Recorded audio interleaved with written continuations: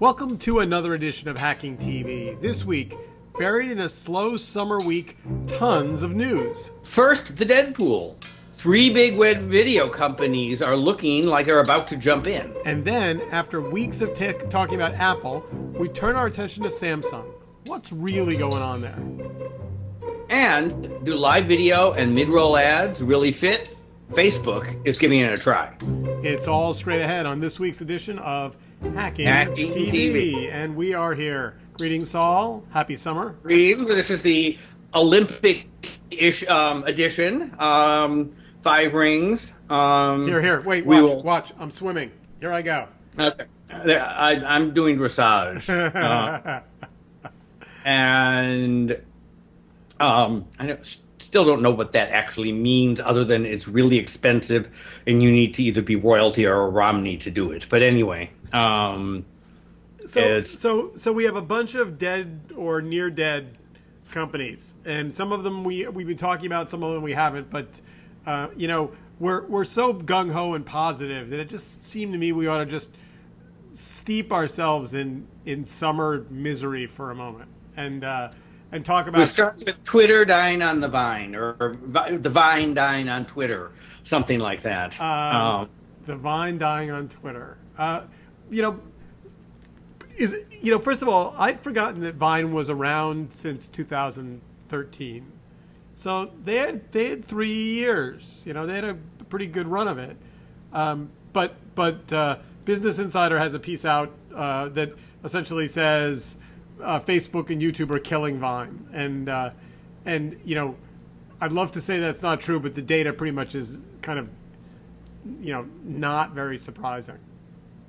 It's an interesting case where first mover advantage doesn't have much of an advantage. So they came out and with the first sort of wildly popular short, video clip thingy that worked in social media, and the idea was, let's make them 6 seconds, and people played around with these little repeating loops, and that was cute for about 10 minutes, and Twitter bought them for how much money?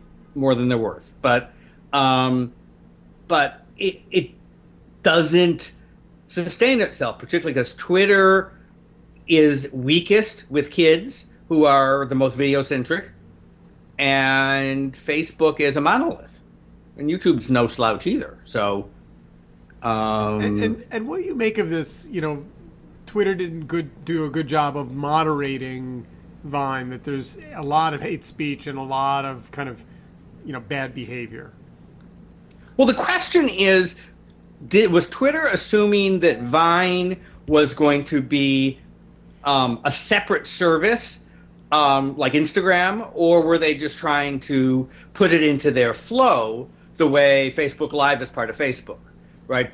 The latter, the moderation's less of an issue, because the former, if there was a real community there that got scared off by trolls and such, that's money wasted. And by the way, you got to give Instagram credit for when people say, hey, Instagram stories is really a ripoff, of Snapchat, and they just go, yeah, it was a good idea.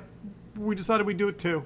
Right. I mean, this is what happens when you're Facebook and you're worth $1 gazillion and, you were the 150th social network to be launched, right? I mean, it's not that the idea was new. It was they just did it better. So we're putting a big red X through Vine. There's no way it's going to come back. They're not going to go from 6 seconds to 7 seconds and make it a 3D. There's no magic there. My guess is that the future. If I was Twitter right now, I would be, what is the future of video on Twitter? And given what Twitter is, a good short video format, makes some sense for them, but it's subordinate to, the drama of Twitter, rather than, they don't have the luxury of spending a lot of money with a second failing brand. Well, and they do have Periscope, which, I don't know what the numbers are on Periscope, but presumably better than Vine. Wait, do they own both of them? Yep. So Vine isn't live. Vine is 6 seconds. Okay. Periscope is live. Okay. I know, it's weird, isn't it? Got it. And that's what happens to make acquisitions. And and how is Periscope doing? You know, no data to speak of this week, but let's assume, I mean, I don't know. Facebook has this distribution thing, right? So you're on Facebook and they will stick your stuff in front of lots of people. And so you want to put your stuff on Facebook. So that's the thing that works about Facebook Live. The open question is, if it's not stuck in front of you, can you find it? All right, I can't. So I have a question I want to ask you about Facebook, and you may not know the answer to this. So Okay. I was on Facebook the other day, and I happened to notice on my page there was an ad for a toaster oven. And I thought that was odd because my wife had mentioned to me that our toaster oven had broken and she was going to buy a toaster oven. And I hadn't gone looking for it. So I said to her, were you on Google searching, Amazon searching for toaster ovens? And she said, yes. And I said, well, how does your searching on Amazon end up on my Facebook ad? So just for fun, I said, go and search for something that I would never look for. And she went and searched for a Flowbee, which is it's a vacuum-based hair cutting device. And since I have no hair and wouldn't put a vacuum cleaner up to my head in any case, and sure enough, 10 minutes later, there was a Flowbee ad on my Facebook page. How did they do that? Well, they tagged her. My presumption is this is a mistake, right? The big challenge for Google and Facebook is to try and connect all your accounts and your devices. They want to be able to go to an advertiser and say, we know who the real people are. And they want to be able to actually distinguish between Steve and Pam. But somewhere along the way, one of you used the other one's device, and the big computer said, aha, these are all part of Steve or Pam's thing, and connected the dots when they shouldn't really be connected. And there's no way you're not going to get Flowbees and everything else that Pam is interested for the rest of your life. Wow, that's creepy if that's true. But all right, moving back to the first chapter of the show, which is our Deadpool chapter. We have more dead stuff to cover, so we'll put Facebook aside. Well, it's a great question. I mean, the most interesting one of these in a lot of ways is Vessel, right? So Vessel has Jason Kilar, who was the founding CEO of Hulu, which turned out to be a lot better than and more successful than anybody had expected prior to that. And so people had high hopes, and he wants to do YouTube with better economics for creators. Vessel's been out for a while. And the story this week is they're cutting back and cutting contracts with a bunch of creators. And they raised what do you think that is? Right? They raised a lot of money. And indeed, there's some reports that they're working on Plan B and trying to come up with a completely different product about group video with some of the money that they have, because the thing that they're doing, hasn't taken the world by storm. You're talking about the new product is this thing called Threads, right? Something like that. Yeah. No, well, there's also something called Hubcap, group video product, which is an extension of Threads. Have you played with Threads? I have not. I signed up for Vessel when they launched and stayed with them for a couple of months and got no value out of it and bailed. I mean, what the reports were that they're kicking out everybody except for a handful of categories: tech, gaming, or geek. And that makes one of my theories, you hear me talk over and over, is that all things to all people brands are tough sells. So saying, pay us money for Vessel, you'll get great stuff, isn't as compelling as pay us great for Vessel, you'll get great gaming and geeky stuff. It's narrower, but it actually stands for something. So they may well reinvent themselves as a sharper focused brand, and then who knows? You know, I mean, they've got to compete with Watchable and Go90 and, you know, and whatever. And when was the last time you saw anybody like spontaneously saying, "I love Watchable"? You know, I think that all those guys have the same problem. And so I don't think any. I mean, I short the lot of them because I think people buy stuff that has a powerful, proposition. Crunchyroll is a real business. Pay us money, get anime. But to be fair, I don't say I love NBC or I love ABC or I love CBS either, and I don't say I love and I don't say I love Random House or Penguin Putnam. I like authors, I like books, I like TV shows, I like movies, but I'm not a fan of Paramount. So you're right. I think these big, broad video services are up against the same problem as any other big, broad services, which is the audience isn't trained to consume content that way. And think about, in the cable world, the last 10,000 channels that were created were not CBS or HBO or USA, the big broad networks. They were all, the hopscotch network, right? Because that's what you can sell to people because it stands for, you know why you should tune to it. All right. So the third in the three-legged stool of our Deadpool is what's going on at IBT. Not primarily a video service.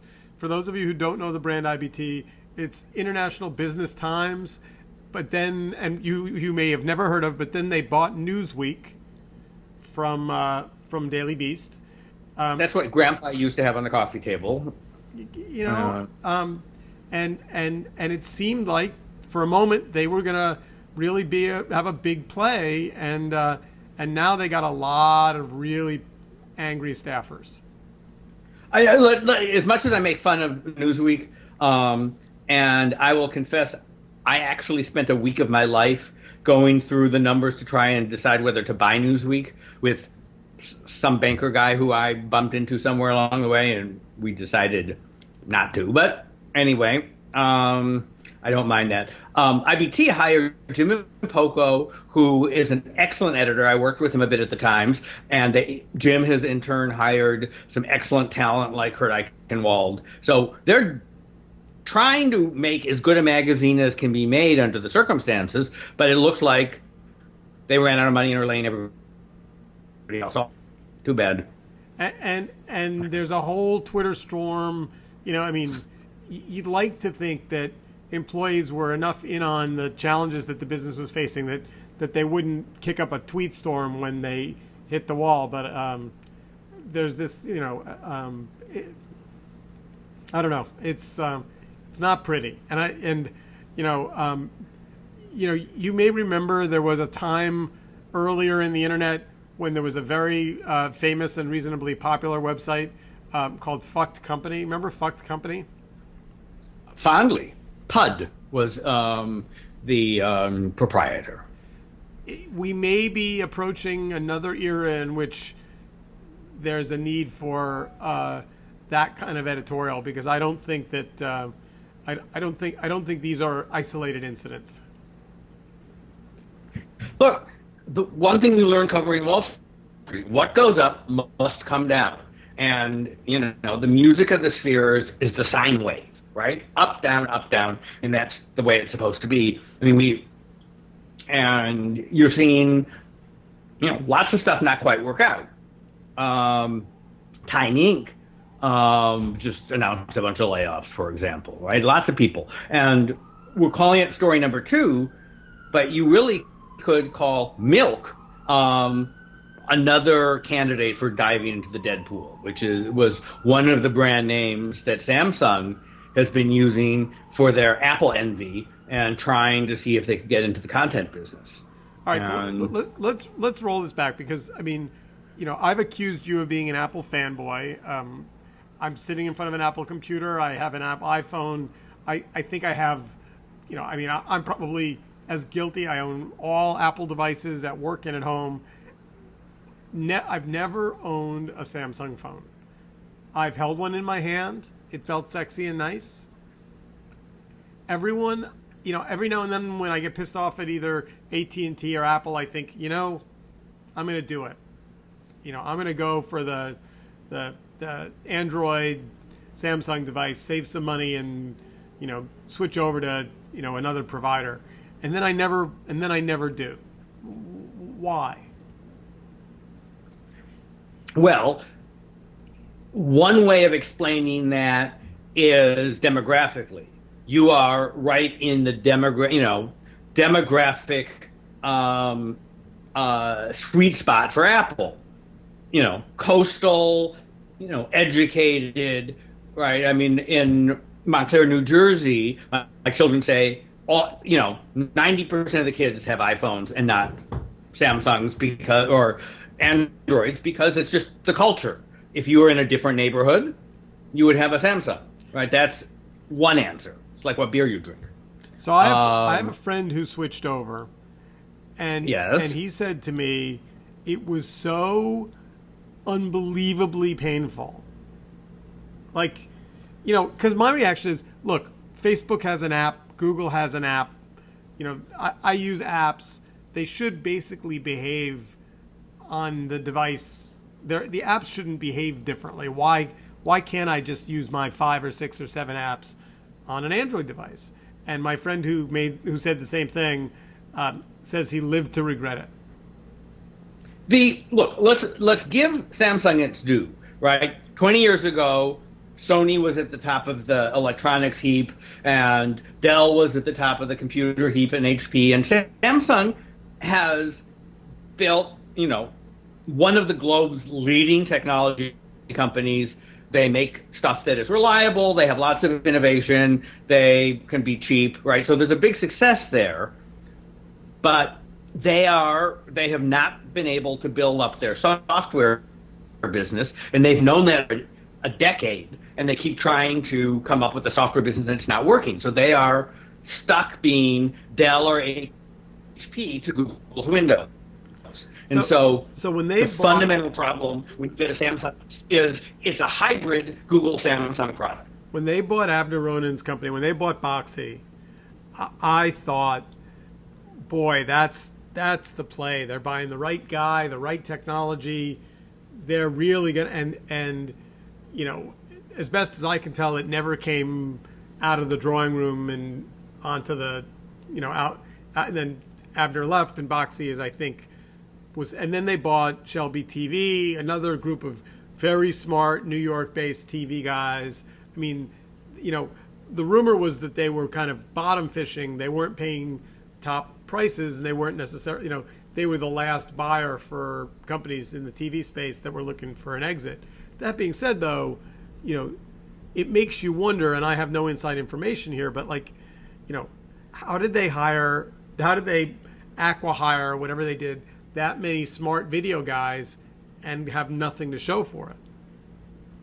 Well, let's also make a little excuse for them in that the interactive TV business, as we talk about a lot, is not one that has a huge home run.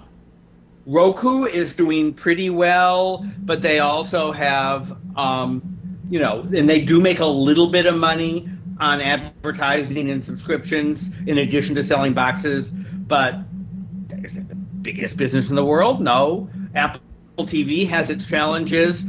None of the rest. I mean, Amazon sells a couple, Google sells a couple. So if Samsung was able to get a business as big as Amazon Fire TV, how far ahead would they be?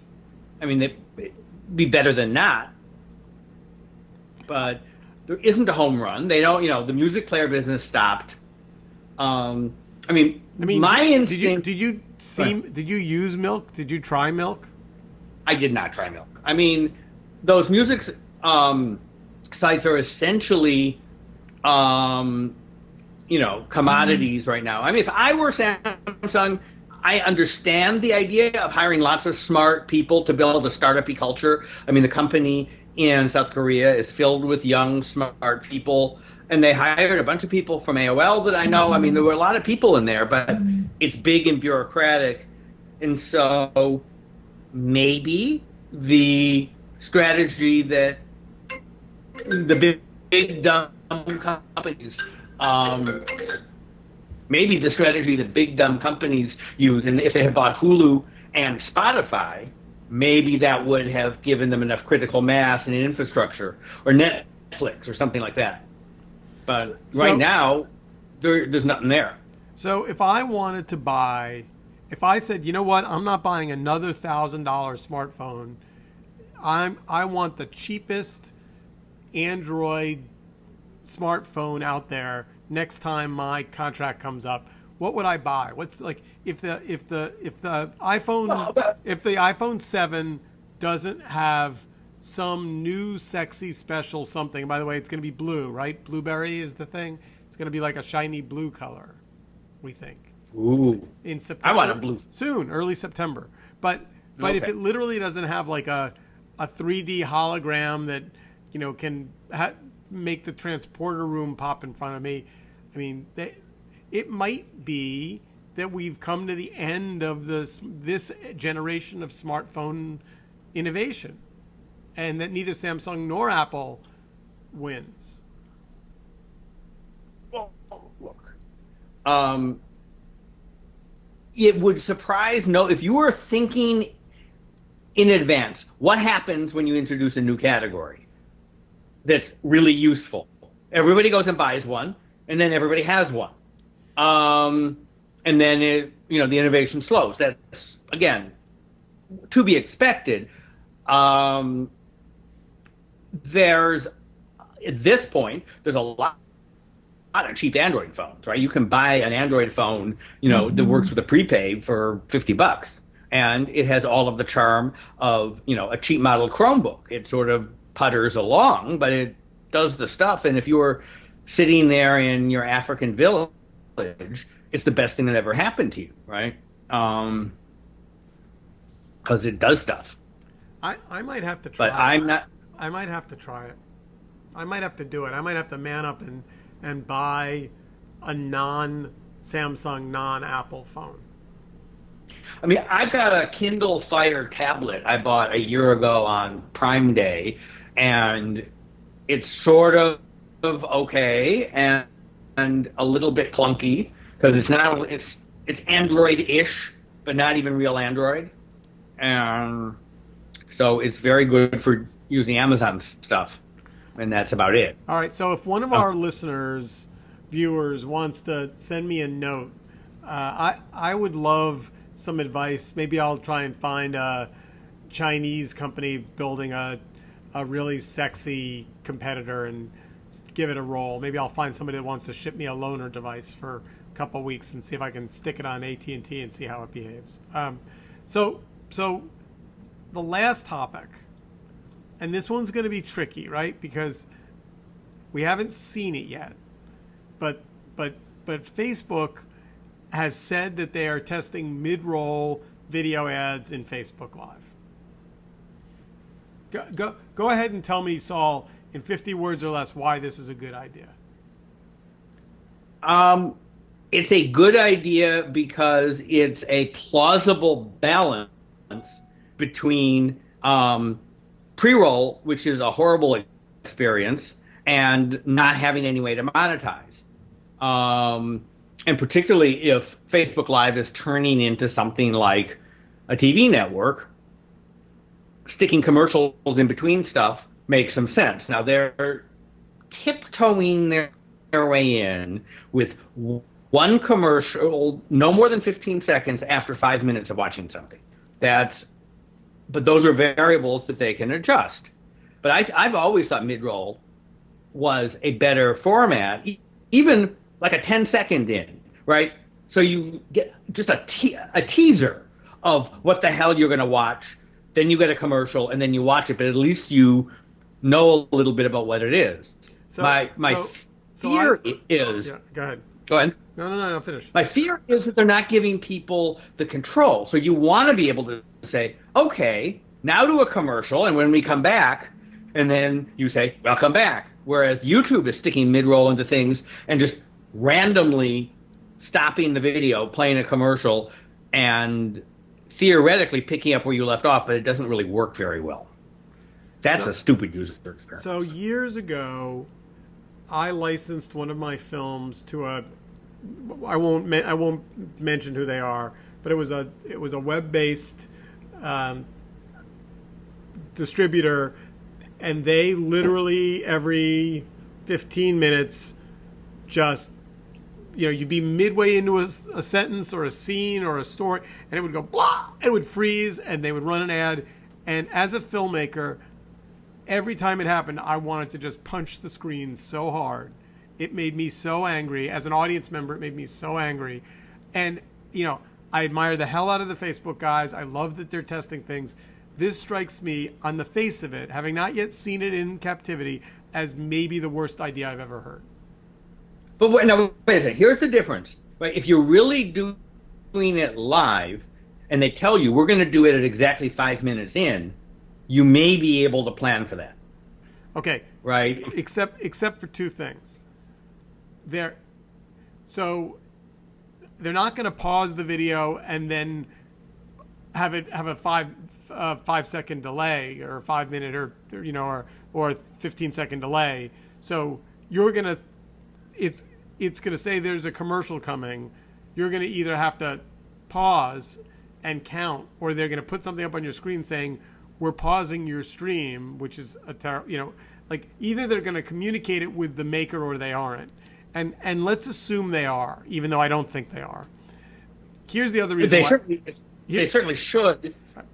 But here's the other reason why there's two more reasons why it's like a massively terrible idea. Two, advertisers, years and years ago when I was beginning my first company, a guy who was in the advertising business said to me, Steve, you have to understand something. Advertisers want the Donna Reed show, only safer and cleaner. Now, our audience has no idea what that means, but it essentially means just boring as shit. Like super white bread, boring as shit. So live video is the most scary place you could ever want to be as an advertiser, because you don't know who the maker is. You don't know what they're saying. You don't know what they're doing. And if it goes off the rails and then your commercial airs and then it comes back to something that's racist, sexist, objectionable, or whatever it is, by the time people alert Facebook to it and they take it down, you've already put your brand up against it. Now, maybe they only do breaks inside of the New York Times live feed and the Wall Street Journal live feed and all of their premium guys. But then the question is, are they sharing revenue? Like there's, to me, I was surprised of all the things they could monetize, that live video would be the thing they would choose. Except video is far and away the highest revenue advertising medium, and they're an advertising-driven company, and the marketers, as much as they want to be on the Donna Reed show, it turns out that the Donna Reed show isn't available to buy, and the marketers are panicked that nobody's going to watch their commercials. And so if Facebook says, oh, by the way, we reach 1.5 billion people, and look at the kind of reach we're getting, there's at least a conversation there. Now, the problems are solvable, right? Imagine from a creator point of view, since that there is a revenue stream and you have a button that says, put a commercial here, right? That solves that half, right? When I want to go to a commercial, depending on how much money I want to make, I hit the button on my time. Flip side, the advertisers will figure out what kind of programming people do. And maybe you're not going to get ads in the live stream of your show until you've reached a certain reputation level, or you'll get ads for people who don't care, direct response ads. But I'm going to make a prediction that some form of ad in video streams on Facebook is going to be a big deal in the media business. That's a brave prediction. You're a brave man. I think it's the easiest prediction. I'm being sarcastic. I think it's I'll make an even bigger prediction. Mark Zuckerberg is going to be even more wealthy a year from today than he is today. And they're on a roll. Google will show you that you can't, be on that kind of pace forever, but they've got some more, super hyper growth ahead of them. I should disclose again that I do a teeny weeny bit of consulting for Facebook, and I have no inside information other than it's a smart company run by smart people, and they're doing damn well. But you knew that already. And you know what? You couldn't have timed it any better. We just landed the plane right at 30 minutes. It's very well done. We're going to wrap things up for this episode of Hacking TV. By next week, I think we will have something to say about the Olympics. I'm not sure what. I will try and experiment with some of their feeds and poke around and see how many ways I can watch gymnastics on different devices. And I will probably end up having to get on a plane and go to Brazil just to do the listener of this podcast proud. We spare no expense for you, the listener. And so until next week, keep on hacking. Keep on hacking.